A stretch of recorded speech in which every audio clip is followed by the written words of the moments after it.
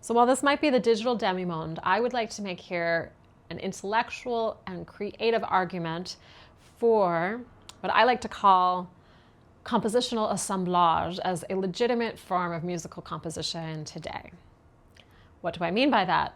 Well, as everyone was releasing their Spotify Wrapped list last year, I happened to hear an interview with a Spotify executive or something where they said that supposedly from their research, only 6% of the music that people listen to is like new music. Most people are listening to stuff that has been around, whether it's from the 80s and 90s or the 1700s, 80s and 90s, stuff that's established.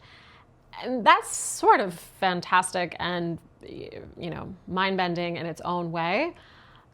And yet also not surprising in another sense. Even you just take classical music. I mean, most people are listening to the Chestnuts, or they're listening to the first opera they saw and fell in love with, or maybe just that composer. And there's only so many hours in a day, so many days in a year, so many years in a life. You should listen to what you love, and you shouldn't, feel the obligation to sit through things or finish books that you don't care about, or this or that. But at the same time, especially in the classical arts, but in theater and dance and music, the question of how do we, engender new audiences and bring in younger people to these art forms that, quite literally are dying off. I haven't looked at the recent statistics, but as of 10 years ago, the Metropolitan Opera audience was getting 5 years older every 5 years when they did a statistical analysis of subscribers and the average ticket holder, which means it's the same exact people. They are not bringing in new people to offset that, despite their attempts at recapitulating movies as operas and doing all of these things. Many thoughts on that. And while I do think innovation in the form, what Opera Philadelphia and some other smaller companies are doing is very important. And writing operas in English and writing with greater stylistic variability could do wonders in the right combination for bringing in new audiences. I was so inspired to go to Opening Night at Opera Philly last year, where they did a pay what you can model. So every ticket was $11. You could pay more, but you didn't have to. It was sold out, and the average, age in the audience was 38 or something like that. It was really young for an opera audience. There were a lot of young people who were there for their first opera and who seemingly were really enthused by it. And for me, the work itself was fine. It wasn't even that memorable. But what was memorable was being in a room with a full orchestra, unamplified voices, this, beautiful form of expression that I so care about being seen by so many people, and so many people who would have never otherwise thought to go to the opera, because the opera for once was cheaper than going to a movie. All to say, my argument for this idea of compositional assemblage is something I've been playing with the past few years in these kind of offbeat works that I've been producing and writing, which is to say, adapting a literary piece like T.S. Eliot's The Waste Land or Franny and Zooey, or playing in a new way with an old form of performance, an oratorio or a song cycle about letters or this or that, and interpolating classical works or established works outside of their original context.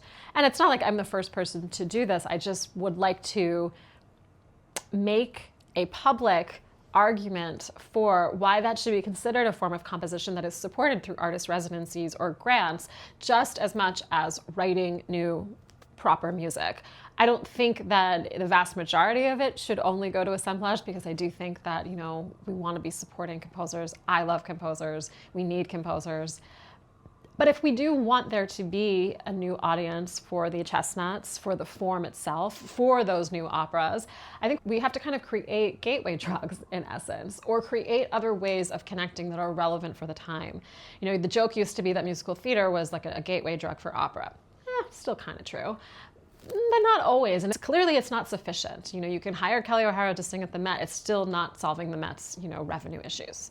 And also what is really, if we're being honest, about not all, but a lot of the classical repertoire, even through the mid-20th century, is that in its original form, I'm not saying it doesn't have a relevance or it's not compelling or it's not powerful in its, as written form, but they're not always the deepest stories, or they're a little outdated, or they need a lot of artistic framing to make them, new in a way. And the music can still be yet so moving and so powerful and gorgeous, and unlike what we hear in other contexts. So I think that there is still a value to that, but why not put it in the service of creating a story or an experience that is far more timely or ritualistic? Because ultimately, I think that when we create this assemblage in like the postmodern sense, we can actually create not only a performance, but a performance as ritual